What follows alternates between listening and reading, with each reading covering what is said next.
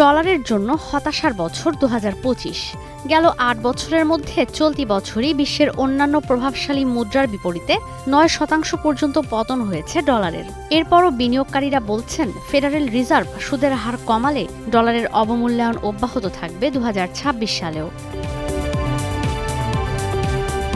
বিশ্বের সবচেয়ে প্রভাবশালী মুদ্রা মার্কিন ডলারকে দুর্বল করতে আরও উঠে পড়ে লেগেছে পশ্চিমা আধিপত্যবাদ বিরোধী দেশগুলো। ২০০৮-২০০৯ সালের আর্থিক মন্দার পর থেকেই ডলারের নির্ভরশীলতা কমানোর কাজ করে যাচ্ছে চীন।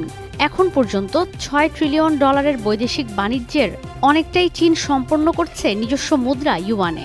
বর্তমানে ডলারের তুলনায় ইউয়ানেই বেশি বাণিজ্যিক লেনদেন করে বেইজিং। পাশাপাশি দাপট বাড়ছে বিশ্ব মানচিত্রের দক্ষিণাঞ্চলে ১১টি দেশের অর্থনৈতিক ও রাজনৈতিক জোট ব্রিক্সের। চলতি বছর রাশিয়াতে এক গুরুত্বপূর্ণ সম্মেলনে নতুন এক প্রতীকী ব্যাংকনোট উন্মোচন করে এই জোট, যেখানে আবারও আভাস দেয়া হয় ব্রাজিল, রাশিয়া, ভারত, চীন ও দক্ষিণ আফ্রিকা নতুন বৈশ্বিক আর্থিক ব্যবস্থা তৈরি করতে চায়। প্রস্তাব করা হয় রুশ রুবল, ব্রাজিলের রিয়াল, ভারতীয় রুপি, চীনের ইউয়ান এবং দক্ষিণ আফ্রিকার র্যান্ড সংবলিত নোটের। চলতি বছরের ডিসেম্বরে এই পরিকল্পনা আরও দৃশ্যমান হয়েছে। ব্রিক্স প্লাস কারেন্সি ও পেমেন্ট সিস্টেম চালুর বিষয়ে আরও অগ্রসর হয় দেশগুলো।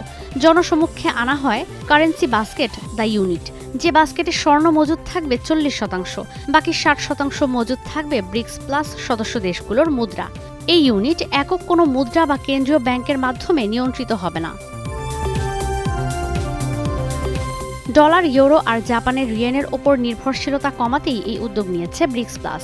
২০২৪ সাল নাগাদ ব্রিক্স প্লাসের স্বর্ণ মজুদ ছিল ৬,০০০ টনের ওপরে, যেখানে যুক্তরাষ্ট্রের এই মজুদ ৮,০০০ টনের ওপরে। এছাড়া জোটের হয়ে কাজ করছে নিউ ডেভেলপমেন্ট ব্যাংক, ব্রিক্স বহির্ভূত সদস্য দেশ হিসেবে ২০২১ সালে যার সদস্য হয়েছে বাংলাদেশ। অর্থনীতিবিদরা বলছেন, ডলারকে দুর্বল করার কাজ চললেও এখনও তা সময় সাপেক্ষ ব্যাপার। ২০২৪ সালে ব্রিক্সের সদস্য হিসেবে যুক্ত হয় মিশর, ইথিওপিয়া, ইরান, সৌদি আরব ও সংযুক্ত আরব আমিরাত। ২০২৫ সালে যুক্ত হয় ইন্দোনেশিয়া। এই দেশগুলোর নিয়ন্ত্রণে আছে বিশ্বের ৭৮% কয়লা, ৩৬% প্রাকৃতিক গ্যাস এবং ৭২% বিরল খনিজের মজুদ। বিশ্বের মোট অর্থনীতির ৪০% এসব দেশের হাতে।